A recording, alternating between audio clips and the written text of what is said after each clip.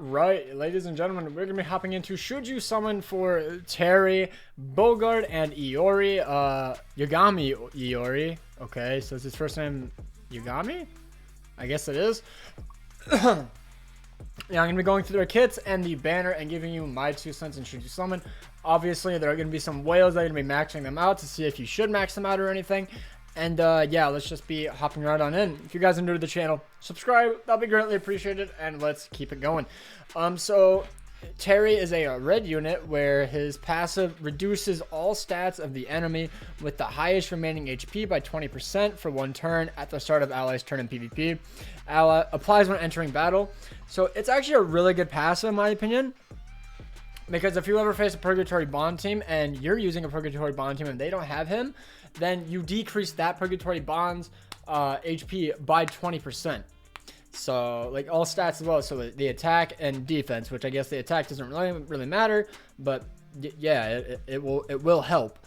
So, very, very good. And, you know, if you're facing, like, the 1 green Gothar Goddess Liz, you can kill Goddess Liz really easily because she'll have less defense, etc., etc.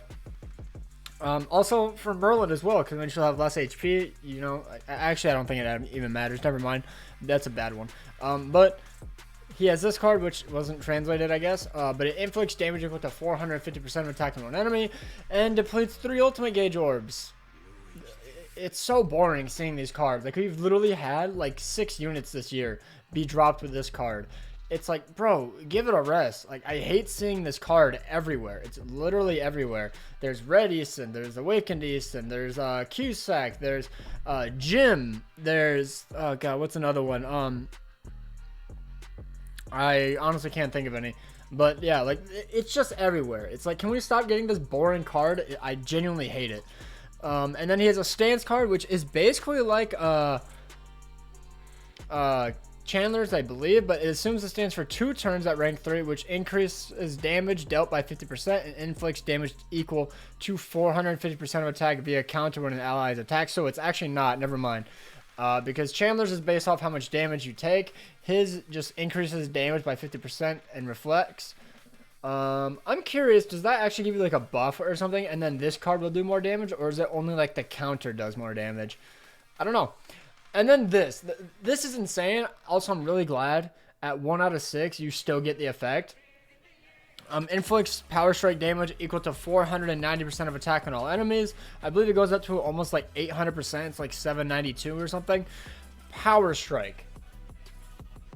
That's insane. If you use Droll with this guy, and oh my god, imagine Green Gothar, Droll, and then this man, and then you attack them with an AoE. It's like a Gothar AoE, and then you nuke them like this, they're done. They're dead. There's no way they're living. So, pretty well-rounded unit, except I absolutely despise this card. Like, genuinely hate it. And now we're going to be going into Iori Yagami's skills. He's a green unit, so it really sucks because Purgatory Bond will absolutely annihilate this man, it seems.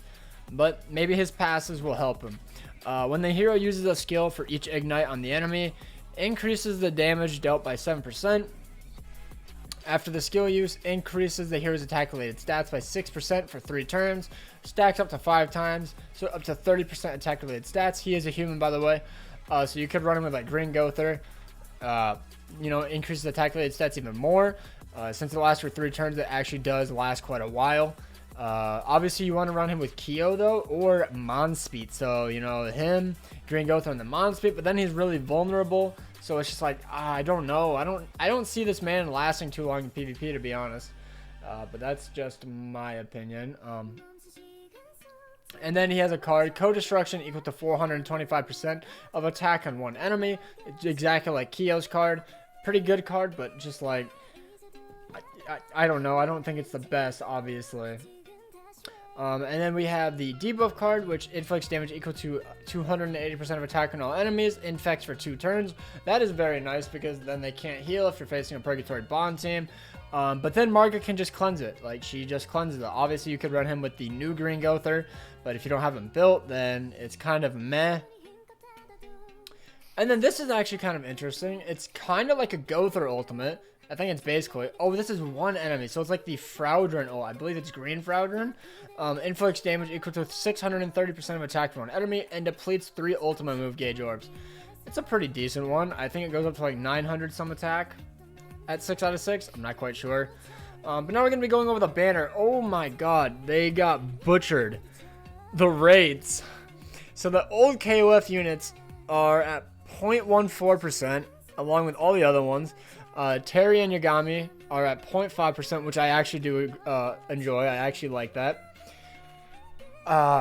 There's going to be Tarmiel, Freeze Jericho, Green Escanor, Forest Garden, I think that's Green King, Red Merlin, Red Zeldris, Blue Droll, Green... Is this Green Fraudrin, I think? Thonar, and then Sigurd is also coming back. So that's very, very nice. But in my opinion, going through this banner, if you're a free-to-play, I highly suggest not summoning. Like, I know the collab units are really cool. You really want to get Kyo, but he's 0.14%. That's so bad. I don't know how the guarantees go. You get a guaranteed SSR. At 600, you can get to choose between the new collab units. There's also a cash banner where you can choose one out of the 4 old KOF units.